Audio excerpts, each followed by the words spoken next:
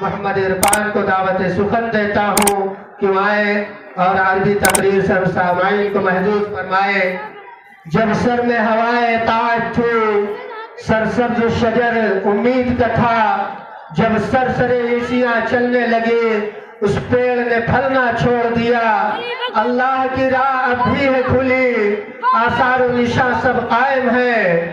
اللہ کی راہ اب بھی ہے کھلی، آثار و نشاں سب قائم ہے۔ اللہ کے بندوں نے لیکن اس راہ پہ چلنا چھوڑ دیا۔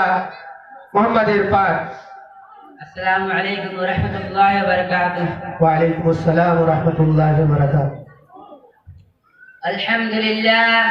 الحمد للہ رب العالمین، والصلاة والسلام على سید الانبیاء والمرسلین محمد وعلى آلہ واصحابہ اجمعین ومن تبعهم بإحسان إلى يوم الدين، اما بعد۔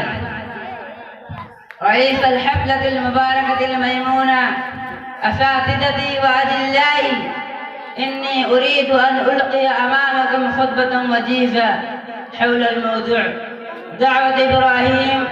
أيها الحاضرون الكرام، ودعا إبراهيم قومه إلى الله ومنعهم من عبادة الأصنام.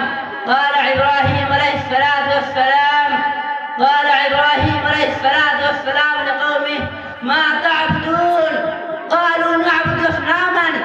قال إبراهيم عليه الصلاة والسلام: هل يسمعونكم إذ تدعون أو ينفعونكم أو يضرون؟ قالوا بل وجدنا آباءنا كذلك يفعلون.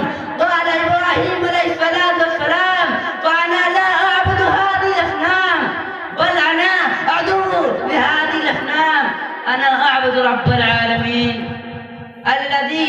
الذي خلقني فهو يهدين، والذي هو يطعمني ويسقين، وإذا مرضت فهو يشفين، والذي يميتني ثم يحيين. وإن الأصنام لا تخلق ولا تهدي، وإنها لا تلم وعد ولا تحيي، وإذا مرض عدو لا تشفي، وإنها لا تميت وعد ولا تحيي.